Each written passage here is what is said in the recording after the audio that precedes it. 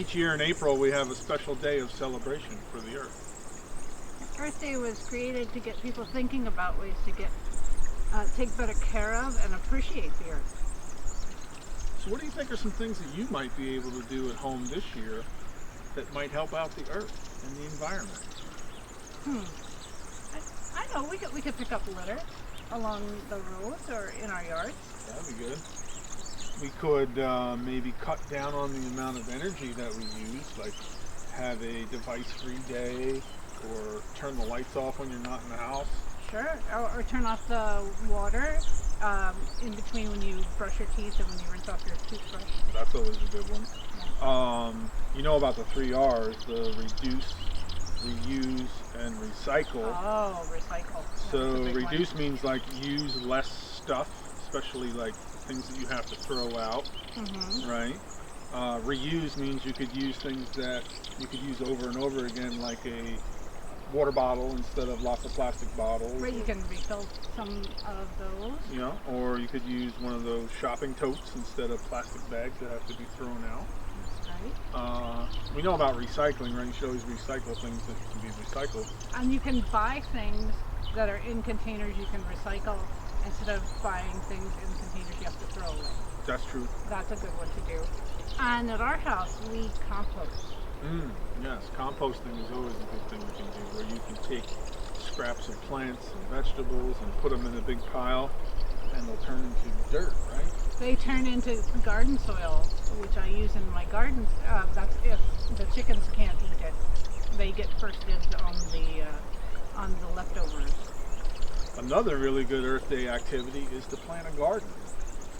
You love gardening. I love gardening. I'm always out in the garden. So if you don't have a garden, planting a garden is an amazing Earth Day project, as is planting a tree. Planting a tree. And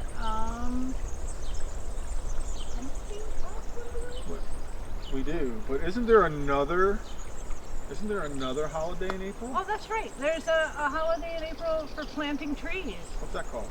Arbor Day. 'Cause Arbor Day. Arbor is a word. Arborus means tree in Latin. So Arbor Day is a holiday just for planting trees, and it's right after Earth Day Yeah. It's the last Friday in April every year. every year. Yeah. So, you know, I was thinking today that maybe we could celebrate both Earth Day and Arbor Day by planting a tree. We could do that. We definitely could do that.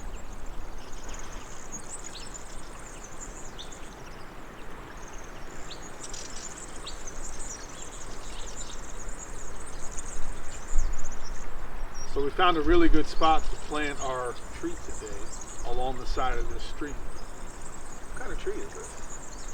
This is a sandbar willow. Sandbar willow. I've heard them called streamside willows sometimes because they really like living alongside a stream. Yeah, they love wet feet. They do love wet soil, and we dug a hole, and in that hole there's already some water getting in there from the stream, so it's really going to like it here. This kind of willow tree is perfectly suited to live along the stream. When it gets in here and it gets growing, its roots spread out really far, much bigger than what's on top. And by doing that, it's able to really get a hold along the stream bank here, which is really good. Yeah, it also will get really brushy, and the wildlife provides cover for wildlife. Like small creatures will make their homes inside of it. Yeah, what's neat about willows is they're native species, which means they're supposed to be here. They're naturally belong along the sides of streams. Beaver and rabbit will eat the green shoots, so it provides food for native wild species as well.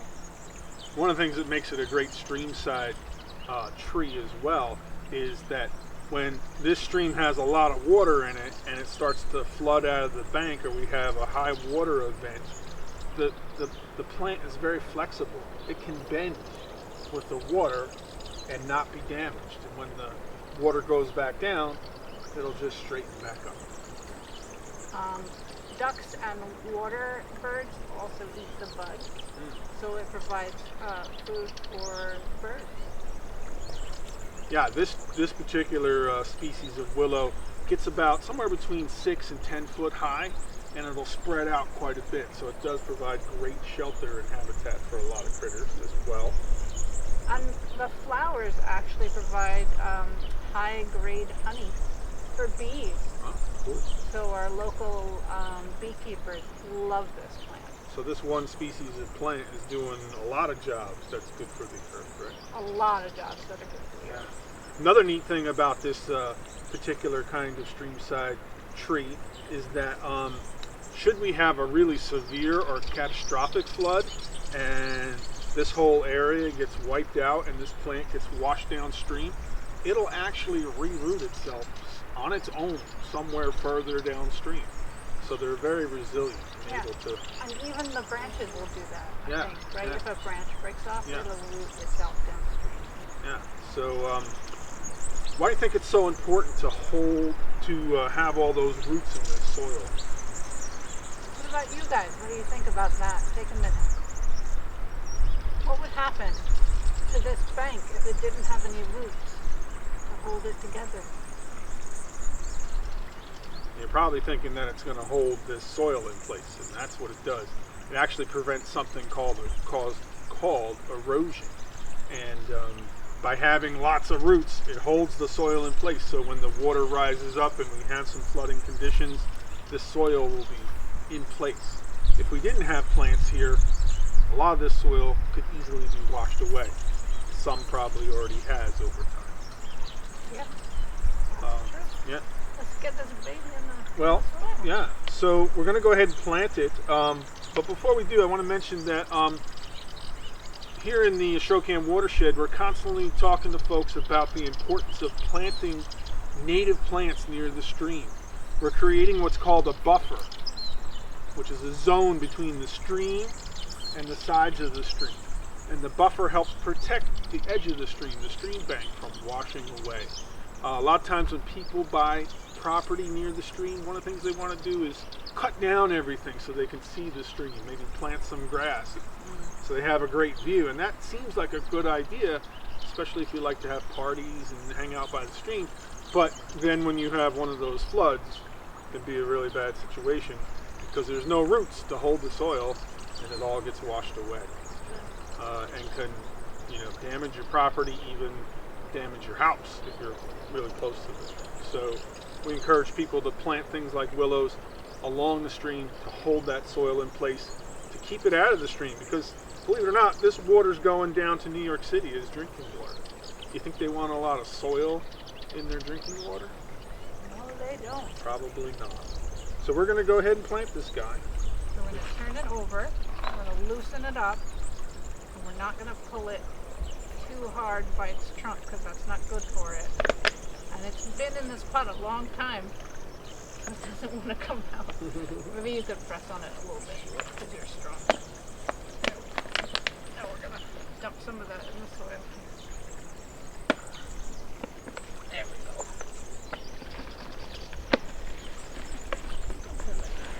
There he goes. Pour him in.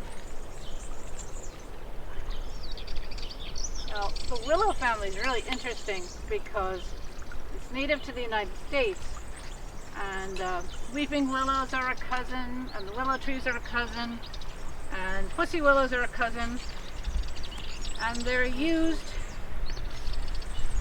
by Native Americans for their bark to make medicine that eventually became aspirin. They're also used to make baskets. And I've heard of them using them for baskets. The willow branches are really good for making baskets and crafts.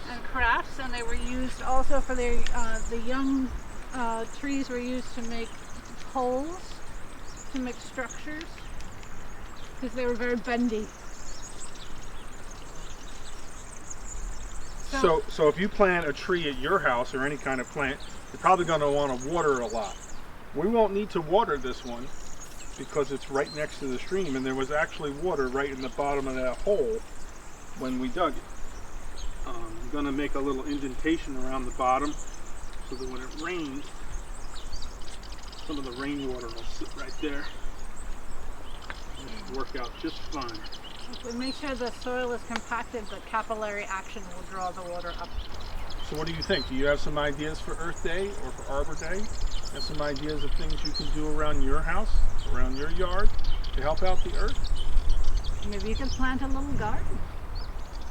Perhaps. Maybe you could do some recycling. What little project could you do? Send me a note. Yeah, let us know. We'd love to see your pictures and your drawings. You guys are amazing out there. Do all the good. Have all the fun. Put your kindness boots on. Happy Earth Day. We'll see you next time. Take care.